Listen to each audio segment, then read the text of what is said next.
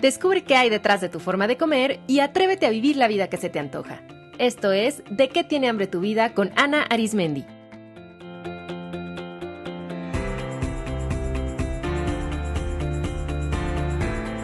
Este es el episodio 112, Hambre del Corazón, con Pamela Markovich.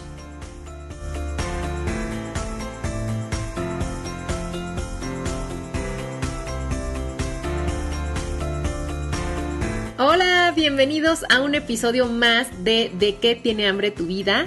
Yo soy Ana Arismendi, especialista en psicología de la alimentación, y hoy vamos a hablar sobre mi tema favorito, que es el hambre. Y vamos a conversar sobre un tipo de hambre en particular, el hambre del corazón. ¿Sabían que nuestro corazón también tiene hambre? Pues sí, pero no de comida. Sus nutrientes y su forma de manifestarse son muy diferentes. Y para entender bien esta hambre del corazón, me acompaña una experta, Pamela Markovich.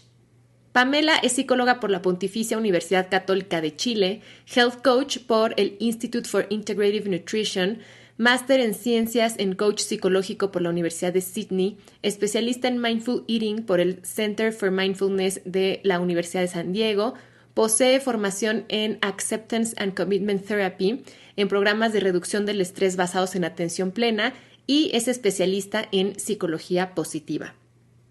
Pam es creadora de un programa online integrativo de alimentación consciente, libre de ansiedad para mujeres, donde difunde y enseña la técnica de la alimentación con atención plena o mindful eating, en conjunto con un equipo de asesoría nutricional integrativa y recetas saludables.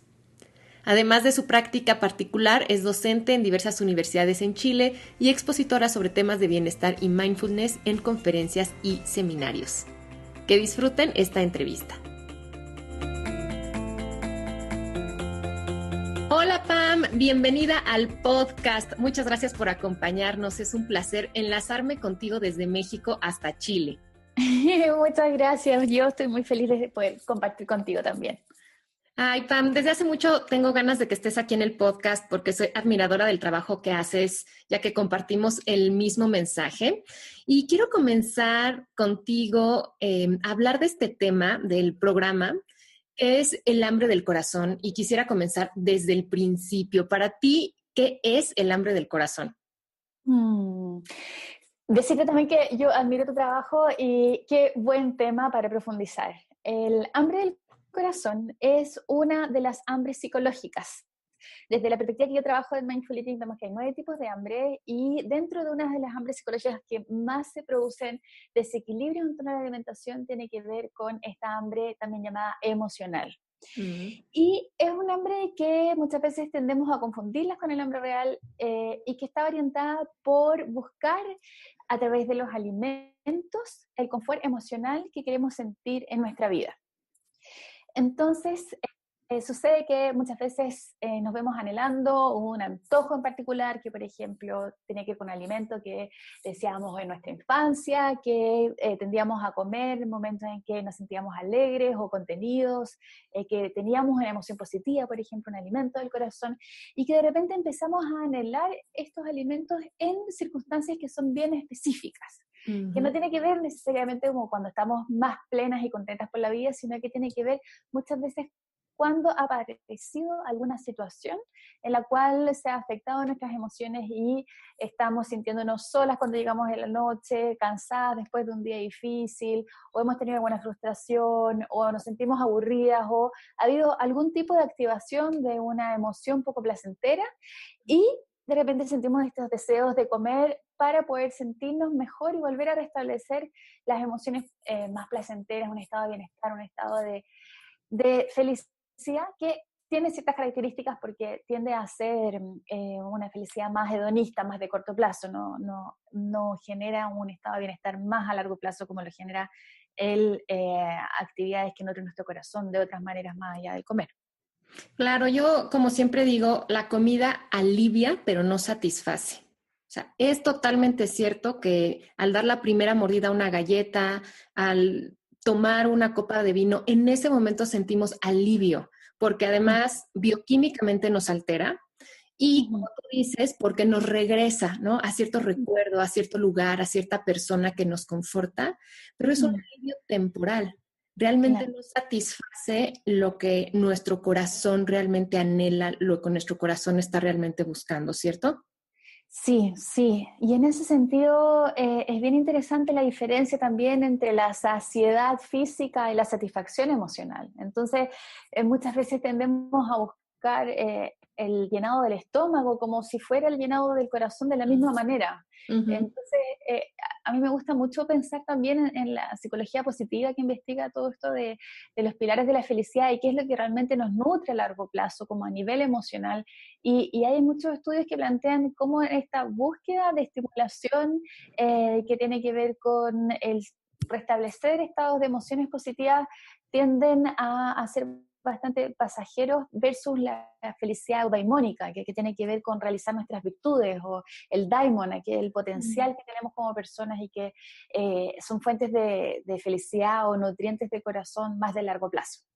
Qué interesante. Y ahorita que lo platicas, me gustaría enfatizar que todos tenemos hambre del corazón. No sé si a ti te pasa con tus alumnas, con tus pacientes, que de pronto a mí, por ejemplo, me dicen, es que ¿qué hay mal en mí que tengo como estos antojos o este deseo de sentirme mejor o de aliviar esta emoción? Y no es que haya nada malo en ti, es que todos tenemos ese deseo. Nuestro corazón tiene hambre, pero aquí lo importante sería aprender a distinguir cuando es nuestro corazón el que nos está hablando y como tú lo acabas de decir, reconocer cuáles son los verdaderos nutrientes del corazón. Exactamente. Y es importante esto de verlo como parte de la humanidad común, ¿no, Ana? Cuando tú dices de que es algo normal, porque muchas veces tendemos a ser muy autocríticas cuando pasamos por episodios de dolor emocional y transformamos el dolor en sufrimiento al ver como que si no fuera válido de que pasemos por episodios así o por situaciones de vulnerabilidad emocional o tristezas más profundas, pero en realidad cuando lo validamos y vemos que es parte de nuestra existencia humana, es más fácil poder darnos la contención que necesitamos y cuidar de nuestro corazón en ese momento, tal y como permite cuidar de mejor de nosotras mismas a largo plazo. Así es, como soltar esa crítica interior que tenemos y poder activar la autocompasión y Exacto. saber tener esta actitud de amabilidad, de simpatía con nosotros mismos para decir, claro, esto es natural, Mm. todos pasamos por esto, como tú dices, es parte de nuestra naturaleza y sabiendo eso y reconociéndolo, ahora, ¿qué puedo hacer? Exacto, sí. Hay un trabajo bien bonito de una autora que se llama Christine Neff, no sé si lo ha revisado, lo ha Sí, me escuchado. encanta. Es buenísimo, sí, y siento que nos ayuda tanto como mujeres a sanar esa relación con nosotras mismas que muchas veces es la que se esconde en muchos casos detrás del hambre del corazón, ¿no? Como muchas veces al no darnos el confort que necesitamos tendemos a buscar en la comida como única manera de volver a generar este alivio, como tú dices. Y ahorita que lo mencionas, por cierto, les voy a poner en las notas del episodio la página web de Christine Neff para que todos la conozcan, Ujú. pero ahorita que mencionas esto, pensé que cuando buscamos este alivio temporal a través de la comida y de cierta forma como que nos impedimos a nosotras mismas reconocer el hambre de nuestro corazón y por lo tanto saciarlas, también Mm. nos estamos negando esta posibilidad de conocernos y de vivir nuestra vida auténtica, porque para mí el hambre del corazón es en mucho como ese motor que nos Mm. lleva a vivir, ¿no? El corazón siempre tiene, o sea, mucha hambre de expresar nuestras emociones y las emociones, pues son lo que le da color a nuestra vida. Mm. Sí, y ahí tocas el motor por lo menos para mí, de lo que me mueve de trabajar en esto, que tiene que ver con utilizar esto que nos sucede con la alimentación y estas sensaciones que tenemos de hambre emocional o de desequilibrio en torno a la alimentación como un GPS, como Mm. una manera de poder volver a conectar con el rumbo, de encontrar qué es lo que a mí me llena, qué tiene que ver con mis valores, con mis anhelos del corazón, de cómo quiero vivir en el tiempo limitado que tengo en este planeta, y poder entender estos episodios de frustración emocional como una manera de conocerme más a mí misma y poder darme cuenta cuando me he ido distanciando de lo que es importante para mí. Y en ese sentido, cuando podemos aprender a no simplemente anestesiar con comida lo que nos pasa emocionalmente, sino que poder detectar qué es lo que había de fondo y qué valor siento que estoy dejando de lado al cual me puedo comprometer de mejor manera a través de más acciones, es cuando empezamos a restablecer el camino de encontrar un sentido de vida más profundo, porque es como un poquito de lo que también se ha visto mucho, que es la búsqueda del sentido versus la felicidad. Cuando podemos comprender de que la trampa de la felicidad tiene que ver con querer estar contentos todo el tiempo, pero que cuando le damos espacio a la vida con todo lo que viene y con todos los visitantes emocionales que habitan nuestro hogar, podemos darnos cuenta de cuáles son nuestros valores más profundos para poder conectar con nuestro sentido, aun cuando sea poco placentero en el momento, aun cuando esté pasando por un duelo, por ejemplo, y tengo que vivir el dolor, pero ahí puedo preguntarme qué tiene sentido para mí, qué valor de fondo me puedo comprometer en esta relación, en esta discusión, en este conflicto con esta persona. Es desagradable afrontarlo, por ejemplo, puede ser muy doloroso, pero ¿qué valor me quiero comprometer y qué valor mío se está pasando a llevar en situaciones en las cuales dejo de escucharme a mí misma y aparece esto del hambre del corazón? Me encanta lo que dices porque creo que nos permite resignificar estas sensaciones que tenemos de hambre emocional o de antojos, en vez de como algo negativo o como un defecto, sino más bien como una vía o una forma en la que nos estamos hablando a nosotras mismas, y que si nos escuchamos, nos daremos la oportunidad de conectar con estas hambres del corazón, que entonces nos van a permitir conectar con nuestros valores, por lo tanto, con nuestro sentido de vida, y por lo tanto con esta idea de felicidad entendida como tú lo acabas de hacer, ¿no? De poder estar pleno y presente con todo lo que sucede. Exacto, y ahí es cuando esos momentos críticos se transforman en crecimiento. Se dice como desde el lenguaje antiguo que crisis también significa crecer, pero eso es cuando vemos el momento crítico o el momento doloroso como una oportunidad. Y gran parte de poder sacarle el jugo a los momentos de dolor, de hambre emocional, tiene que ver con poder detectar cómo puedo sacar, partir de esta situación para conocerme más a mí misma y poder ver qué acciones comprometidas tomo con mis valores para vivir más plenamente.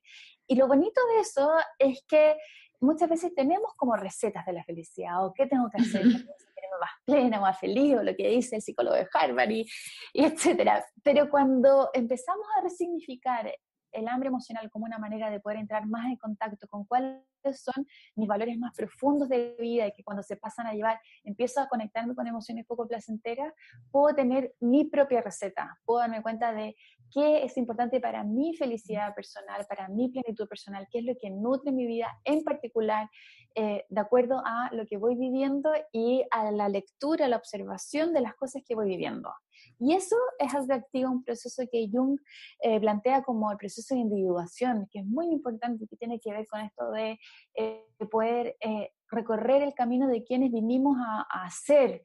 Se dice como una semilla de roble vino a ser roble, no a ser un litre o otro tipo de árbol. Entonces, muchas veces tendemos a, por estereotipos sociales, porque se nos impone un sistema de que seamos de A, B, C forma, ¿no? Como el otro día estaba escuchando una psicóloga, una psiquiatra junguiana que hablaba de esto de las diosas, y habla cómo muchas veces vamos desconectándonos de nuestra naturaleza como a nivel como arquetípico de formas de ser, según lo que aparecía en nuestra infancia, por ejemplo, cuál era esa esencia femenina que teníamos, y de repente entramos en estereotipos sociales de Hera, por ejemplo, la diosa de las relaciones y de ser esposa, o de Demeter, de ser madre, y en ese proceso muchas veces vamos desconectándonos de nuestra naturaleza y dejamos de hacer este proceso de individuación, de llegar a ser quienes somos en lo más profundo de nuestra autenticidad. Entonces, muchas veces el hambre emocional es una oportunidad para aprender a reconectar con cuál es ese camino que nos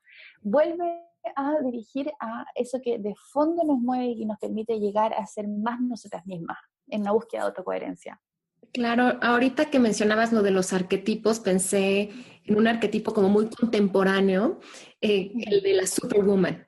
¿Y cuántas mujeres, Sí, yo me identifico, ¿no? Que en algunas épocas he estado buscando eso de sí, yo también. tengo que ser perfecta y hacer todo muy bien y con una sonrisa y maravilloso.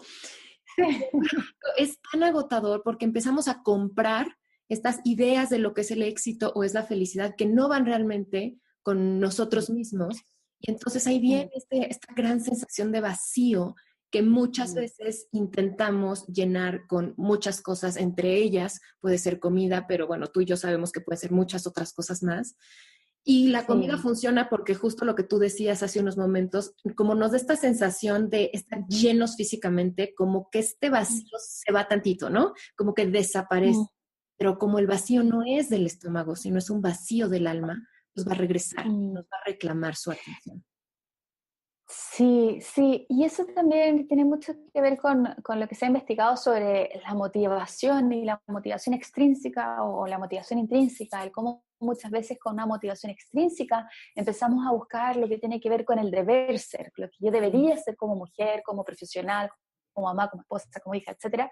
Y el camino de restablecer esta autocoherencia, esta búsqueda de individuación, esta conexión con los valores y el escuchar este GPS, tiene que ver con poder restablecer este mecanismo de moverme, el motor para hacer las cosas según una motivación intrínseca. Y ahí es cuando surge como, ¿qué es lo que yo amo hacer? ¿Qué es lo que yo quiero hacer? No lo que yo debo hacer.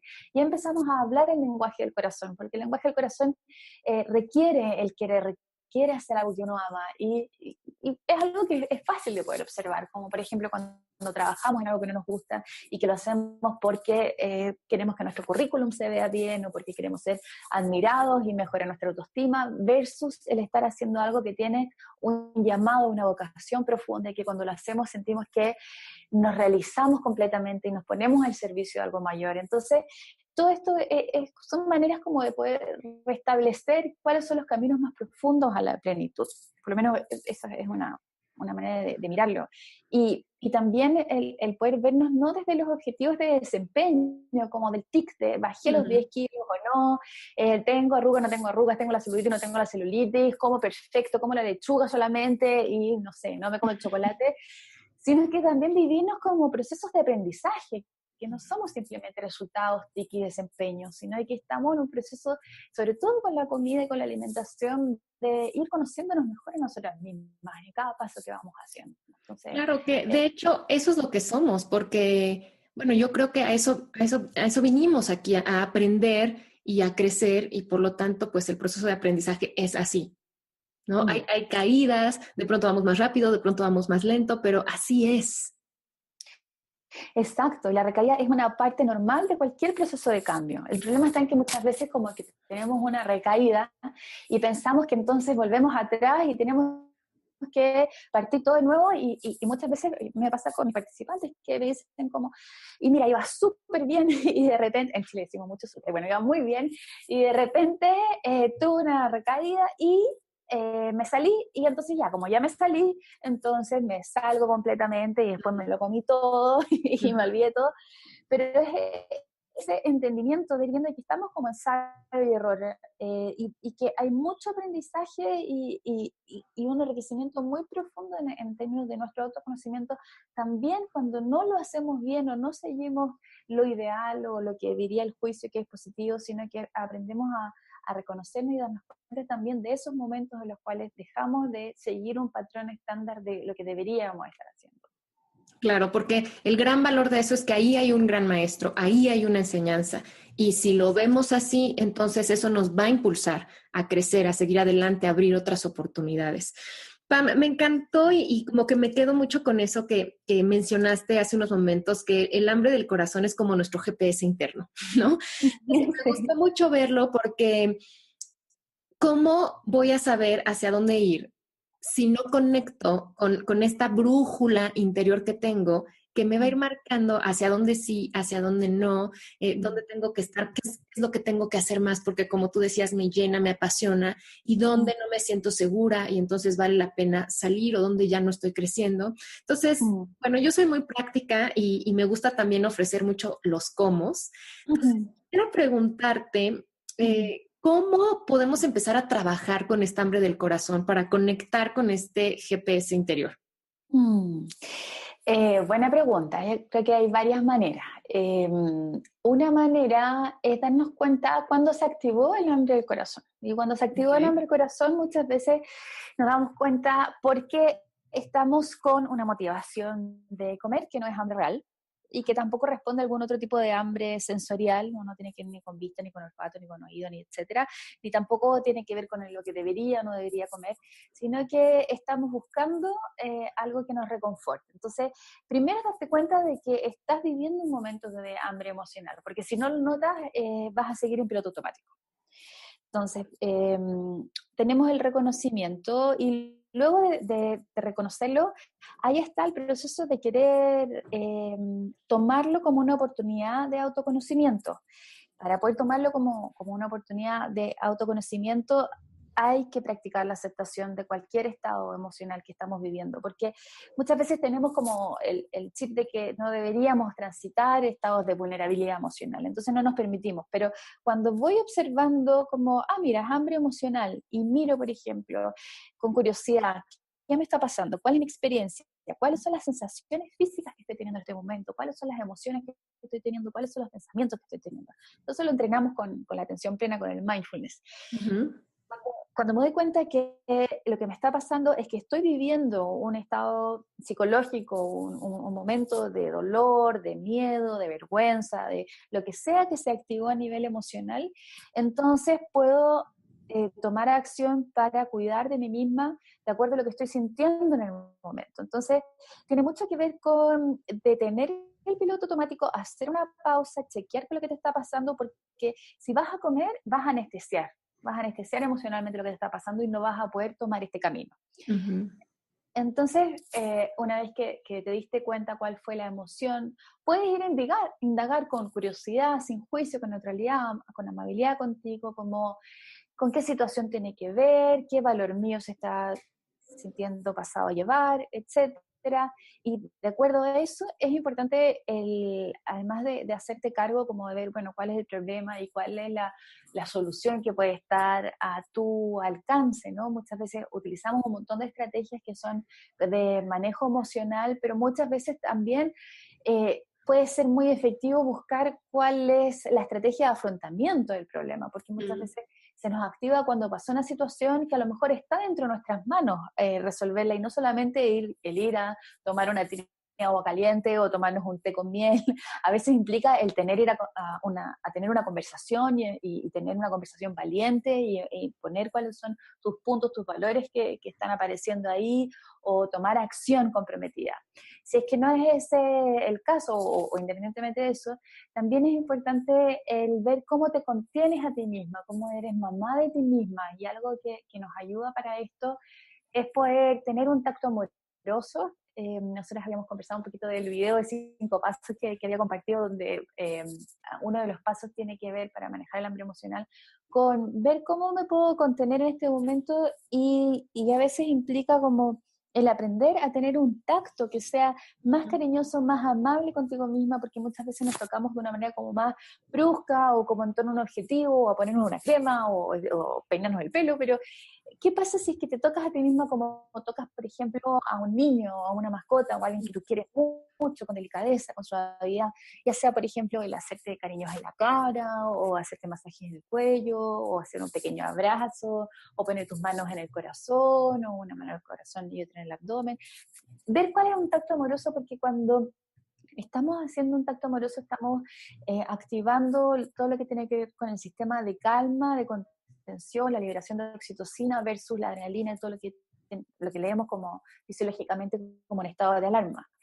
Entonces, lo puedes hacer por ti misma, o puedes buscar un contacto amoroso con otro, porque muchas veces en la comida estamos buscando también un contacto físico, que en este caso es con el alimento, pero cuando nos hacemos cargo del hambre emocional, vemos que el contacto que necesitamos tiene que ver más con algo que sea como lo que entendemos como una contención afectiva. Uh-huh.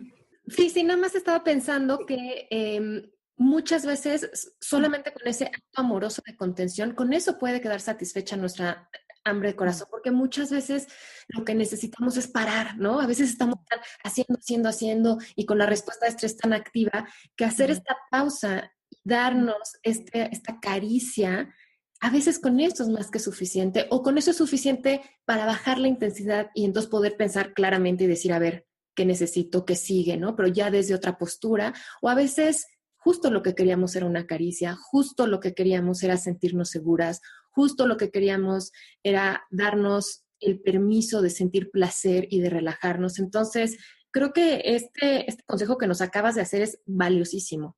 O sea, aprender a darnos autocontención, me encantó como lo dijiste, aprender a ser nuestras propias madres, porque también ahí nos estamos mandando la señal de yo estoy a cargo, ¿no? Y dejar de necesitar algo de afuera que me calme, algo de afuera que me dé amor. No, no, no, yo estoy a cargo y yo me puedo dar esto y yo me puedo tranquilizar y creo que eso es como muy empoderante y sube mucho la confianza interna.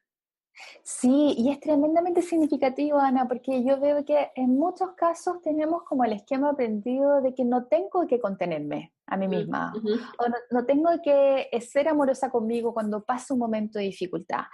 Y la otra vez lo conversaba con unas participantes como, qué significativo es cuando estás viviendo una situación difícil, el detenerte y hacer algo amoroso por ti implica como el cambiar el foco, porque generalmente cuando vivimos situaciones dolorosas tendemos a estar desde la exigencia y la frustración de que no se está dando la situación como queremos y aumenta el sufrimiento cuando tendemos a personalizarlo y ver qué es lo que nosotras estamos haciendo mal. Sin embargo, cuando aprendemos a detenernos y a empezar a meter esta idea de que en realidad si estoy viendo algo doloroso, es un momento para contenerme y para hacer algo positivo por mí, es algo que nos cambia mucho. A mí me pasó, por ejemplo, como para graficarlo súper el cómo, me acuerdo que estaba una vez en Australia, que es otro país, que yo no salí a vivir ahí, y una vez perdí el avión, tenía un avión comprado, ir a tomar un curso, y estaba en el aeropuerto y me había confundido, por ejemplo, no sé, ponle tú que eran las 5 y eran las 15 horas y confundí el 5 con el otro 5. Y estaba ahí y me acuerdo que me sentía tan mal y me sentía tremendamente culpable y pensaba, ¿cómo me pasan estas cosas a mí? ¿Cómo hago las cosas mal? Etcétera, etcétera. Y empecé a tratarme mal y de repente me detuve, me acordé de esta práctica y me fui a sentar y empecé a tomar conciencia de, yo no soy ni la primera ni la última persona en el mundo que ha perdido un avión. Claro.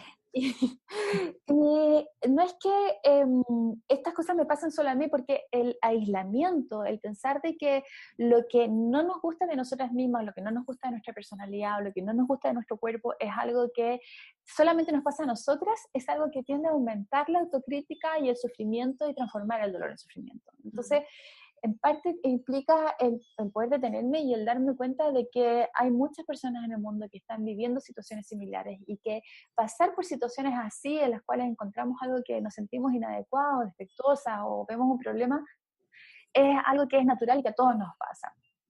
Claro, porque justamente cuando tenemos esta idea errónea, ¿no? De que cuando menos amor lo merecemos es cuando más lo necesitamos. Es decir, cuando sentimos que cómo lo pudimos hacer y que caímos en un error y que tenemos esto de, como todo lenguaje castigador e hiriente, es que justo en ese momento es cuando más necesitamos amor. Ahorita pensé que esta estrategia justamente también se podría aplicar después de tener un atracón o después de comer en exceso, que muchas personas en ese momento empiezan a tener un discurso muy hiriente. Sí. Muy desesperanzador de que nunca lo voy a lograr otra vez, cómo es posible que ya fui al taller y no lo puedo lograr.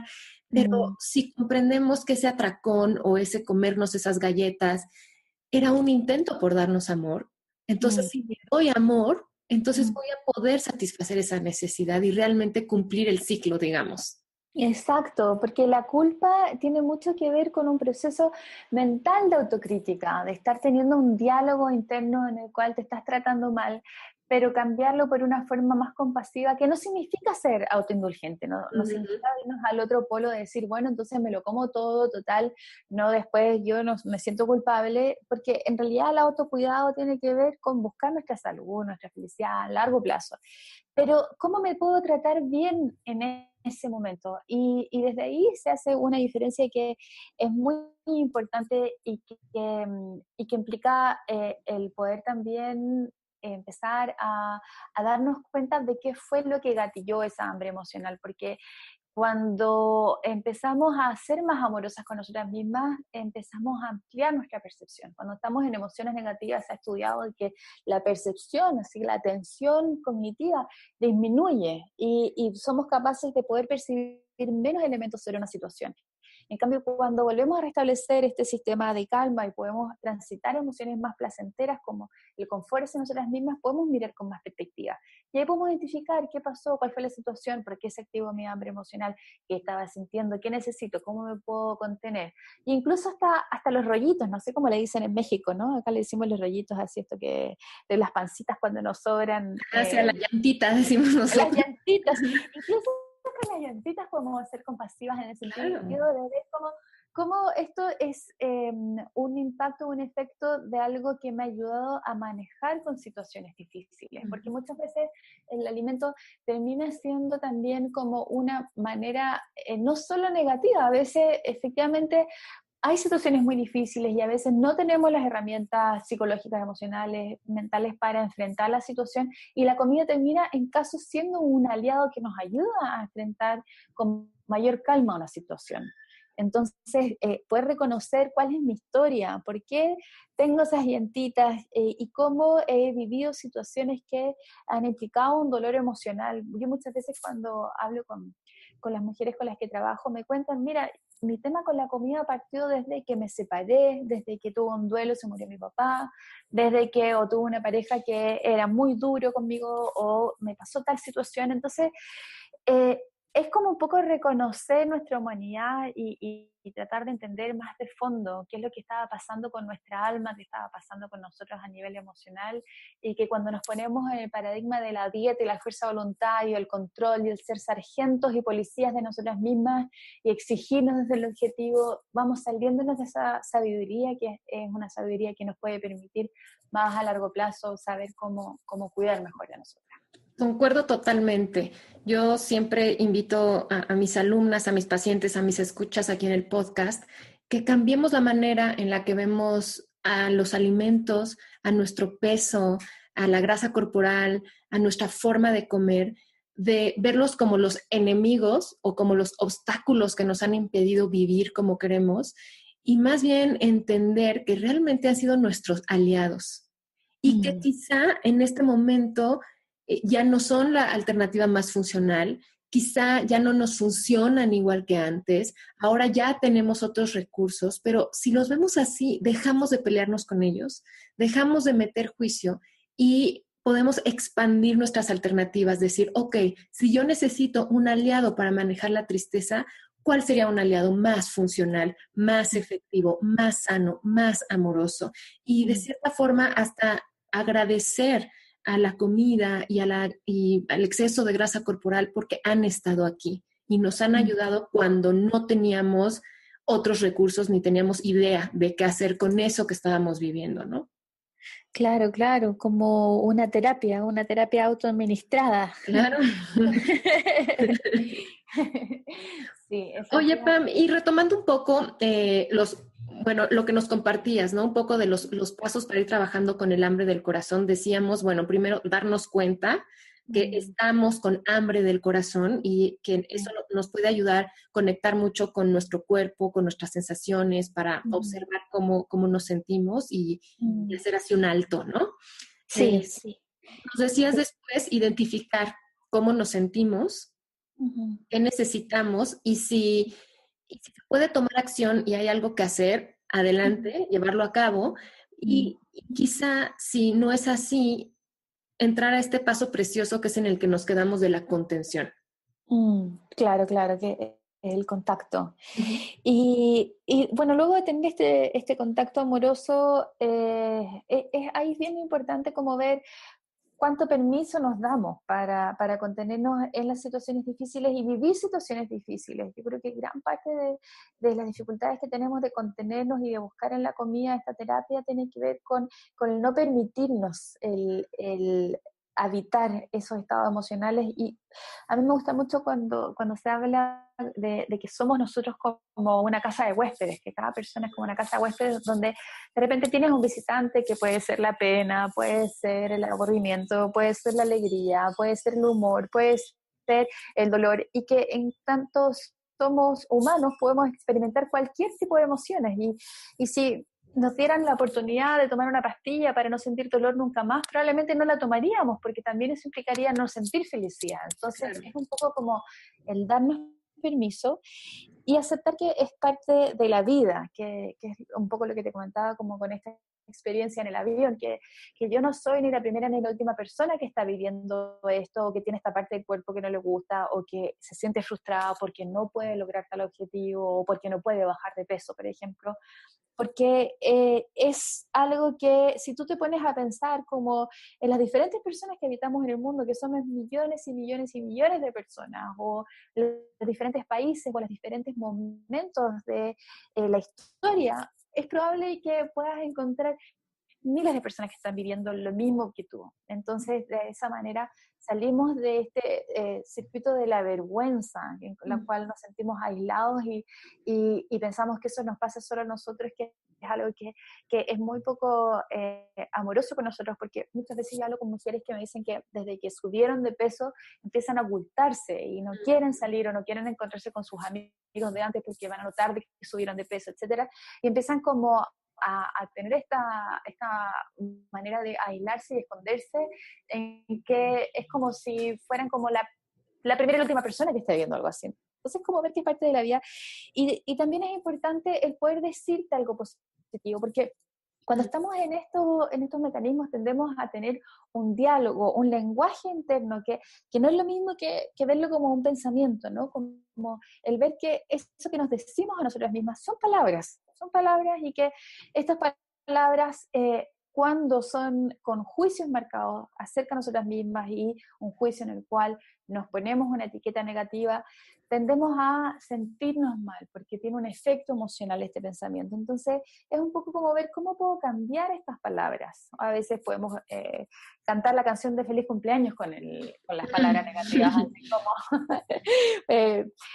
me estoy diciendo que yo no puedo lograr nada, yo no puedo lograr nada, yo no puedo lograr nada. Y cuando lo vemos así, nos damos cuenta que en Cambia realidad, totalmente. claro, es como sacarle la carga afectiva que le ponemos a esas palabras y empezar a practicar cómo sería utilizar otro tipo de palabras que puedan sustentar los cambios que quiero hacer. Porque en la medida en que yo empiezo a utilizar un diálogo positivo conmigo misma, cuando me miro al espejo, en vez de decirme qué fea me veo, todo lo que no me gusta, empezar a ver cuáles son las partes que me gustan de mí, o poder ver, por ejemplo, eres una buena persona, estás haciendo lo mejor que puedes, te quiero, empezar a generar estas emociones más positivas y esta manera de tratarte como practicando cómo sería el quererte a ti misma. ¿Qué te dirías si te quieres más en vez de evitar el habitarte, o en vez de tener aversión a aspectos de ti que no te gustan? ¿Cómo sería si empiezo a tener una relación conmigo en la cual me digo estas cosas positivas y empiezo a entrenar desde dentro, empiezo a cultivar lo que sería una semilla del amor a mí misma para que florezca? Entonces, harto tiene que ver con este diálogo positivo, y puedo ir entrenando frases, por ejemplo, como cuando estoy en un momento de dolor, por ejemplo, poner las manos en este tacto amoroso, ya sea lo que elegiste, poner las manos en el pecho, un cariño, un contacto de masaje en la cara, lo que sea, el decirte lo que necesitas, como que pueda volver a estar en paz, o que pueda volver a estar tranquila, o que pueda volver a sentir lo que sea que sientes que se pasó a llevar. Si te sentiste insegura, que pueda volver a sentirme segura, vivir con seguridad, o si te sentiste cansada, que pueda tener el descanso que necesito. si es que me sentí poco querida o rechazada, abandonada, aquí pueda yo tener el amor que yo merezco. Entonces empezamos a cultivar algo en el corazón de positividad hacia nosotras mismas y ver que somos merecedoras de todo eso positivo que muchas veces tendemos a hacerlo con los demás, pero no con nosotras mismas. Me gustaron mucho estos dos últimos pasos, Pam. Primero, porque cuando hablabas del aislamiento me quedé pensando que sin duda el aislamiento es uno de los factores que más enferman tanto al cuerpo como a nuestra mente y a nuestra alma. Entonces, mientras más nos aislamos, más nos estamos enterrando, ¿no? En eso mismo de lo que estamos huyendo. Más nos enterramos en la tristeza, más nos enterramos en el dolor. Entonces, realizar que, como tú decías, no soy la primera ni seré la última y que hay muchísimas otras personas que en este mismo momento están perdiendo sus vuelos o que se equivocaron de hora o que en este momento comieron de más o tienen un antojo o se sienten ansiosos.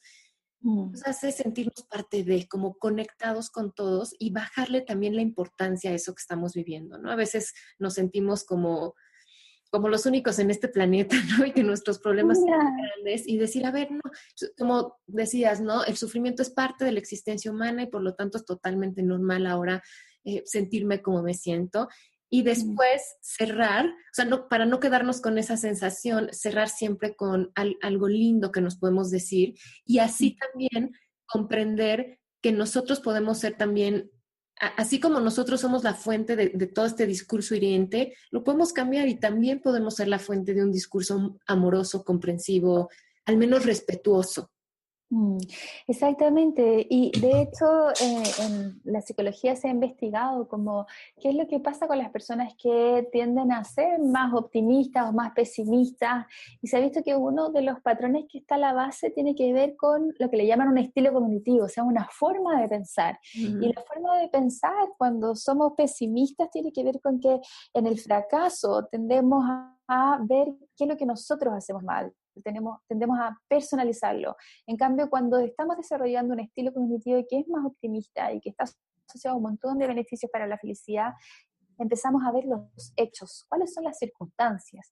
Entonces, en vez de hacernos como el harakiri, como se dice, o maltratarnos, empezamos a darnos cuenta más ampliamente, mirar con perspectiva qué estaba pasando en esa situación. Resulta que, no sé, tenía que dar un examen y no lo pude dar o me fue mal, pero ¿qué pasó? Resulta que, no sé, no tuve nadie que me cuidara a mi hijo y tuve que estar todo el día ahí y eso no me permitió poder estudiar y porque me falta apoyo en ese sentido en este momento.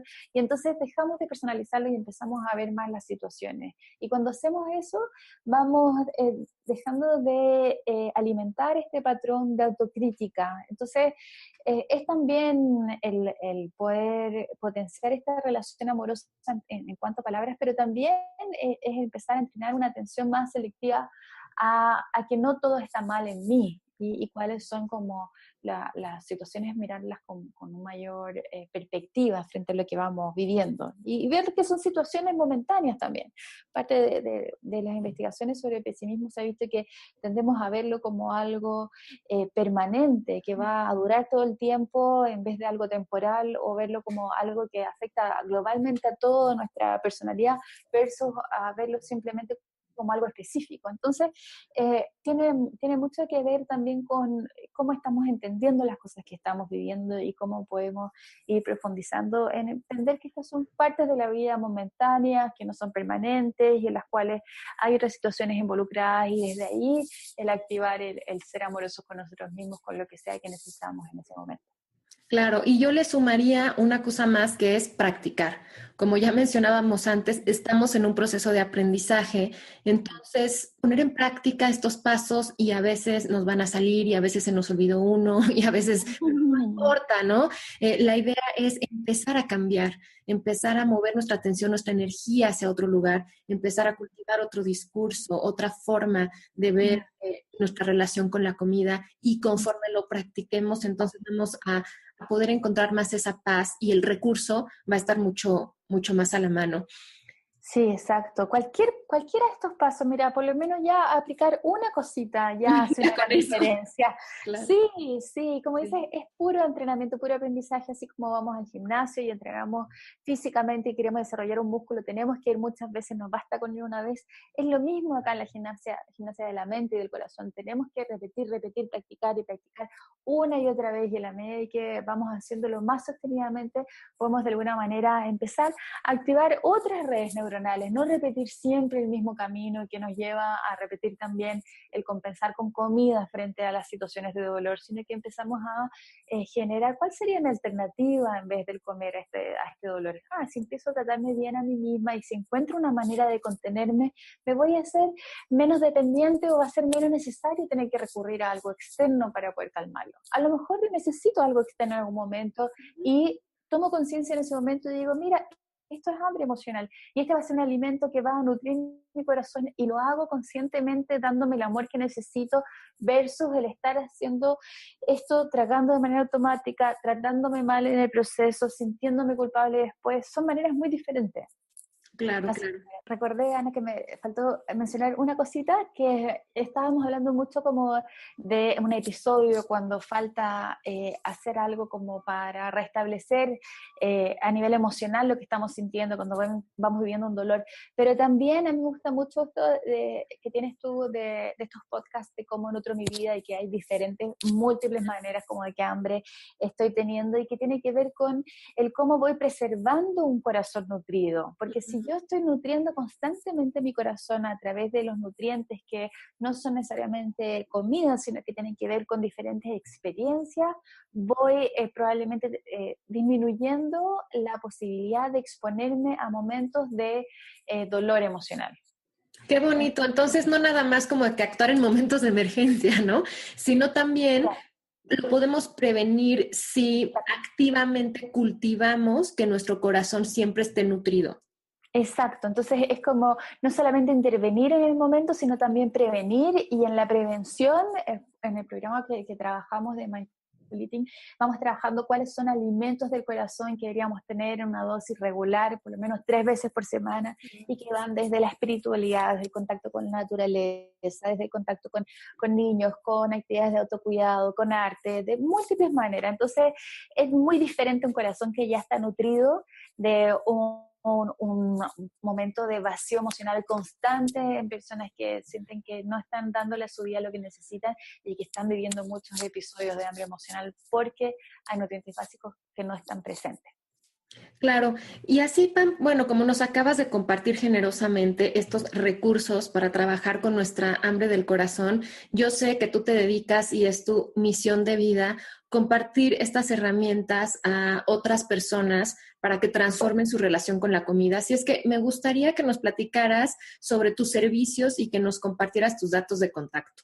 Bueno, yo me dedico a realizar un entrenamiento para, en general, trabajo con mujeres que comen por ansiedad o comen por motivos emocionales y vamos trabajando en un proceso de aprender a tener una relación más saludable con la comida, donde vamos avanzando semanalmente en poder aprender estos pilares con un acompañamiento personalizado. Trabajo con mujeres de diferentes partes, de hecho tengo una participante mexicana, tengo participantes en Argentina, en Perú, en Chile, o personas que en Chile viven en diferentes regiones, entonces trabajo desde una modalidad online que permite poder ampliar, que donde sea que estés puedas conectarte y podamos trabajar en conjunto. Y ocasionalmente hago intensivos de fin de semana donde trabajamos en un formato en que tenemos una experiencia donde vamos viendo todos los pilares uno tras otro como una inmersión y ahí un cambio de chip profundo. Así que si alguien quiere contactarme, mi página es www.pamelamaerkovich, con B corta, y ch al final.com. Excelente, ya saben que van a encontrar los datos de contacto de Pamela aquí en las notas del episodio para que le puedan hacer link directamente. Pam, pues hemos llegado al final de esta entrevista, así que te voy a hacer las dos preguntas que siempre hago a mis invitados. La primera es, ¿de qué tienes hambre en este momento? ¿De qué tengo hambre en este momento? De cambiar el mundo. Ahí vamos, ahí vamos. Sí, sabes que tengo mucha hambre de cambiar el mundo, pero desde lo femenino, desde volver a reempoderar a la figura de la mujer y cómo las mujeres podemos volver a conectar con nuestros corazones y a sentir que somos merecedoras y somos merecedoras de poder vivir lo que más anhelamos en nuestro corazón y aprender a amarnos más a nosotras mismas de manera que también puedan cambiar las futuras generaciones de niñas que muchas veces sí, inconscientemente vamos repitiendo patrones así. Yo creo que hay un cambio súper importante que está pasando a nivel femenino que tiene que ver con el liderazgo de la mujer y con la reconexión y resignificación de muchas cualidades que tenemos nosotras que muchas veces hemos ido devaluando, que hemos ido dejándonos como una última prioridad y creo que hay todo un proceso muy importante de conectar con nuestra alma y con nuestro ser femenino. Creo que ahí hay algo para seguir profundizando y quiero poder encontrar la mejor manera de seguir avanzando en eso. Y la segunda pregunta. ¿Y cuáles dirías que son tus formas favoritas de nutrirte? Mira, me encanta patinar. Patinar es algo que me hace entrar en flow, pierdo noción de tiempo y espacio, me siento libre, mi pelo vuela y yo patino y patino como transporte, me muevo de un lado a otro. Así lo hacía cuando chica, me encantaba y un día dije, ¿qué más da? Lo sigo haciendo ahora. Y me encanta también cocinar, es una de mis actividades favoritas, me encanta crear en la cocina, estar probando diferentes alimentos, ingredientes, formas, colores, de todo me encanta eso. Y me encanta también enseñar, me encanta la labor de poder traspasar algo que pueda impactar en la vida de otra persona. De hecho, cuando yo trabajo con las mujeres siento que estoy apoyando a ver cómo pueden aprender a cuidar mejor de sí mismas, pero termino aprendiendo a cuidar mejor de mí misma porque en ese momento es algo que me siento completamente plena. Y también el contacto con amigas es algo que me nutre mucho, con mascotas, con perritos, con mi perrita, la naturaleza, tantas cosas. Pues muchísimas gracias por compartir con nosotros. Ha sido un verdadero placer conversar contigo. Igualmente, Ana, muchas gracias y qué honor poder compartir con una colega que está trabajando en los mismos temas y que tiene tanta experiencia de otra parte del mundo y poder ir más allá de las distancias y conectarnos desde una misión. Me parece muy bonito y te agradezco la invitación, muy honrada. Te mando un abrazo con mucho cariño y a todos muchas gracias por escucharnos y hasta el próximo episodio.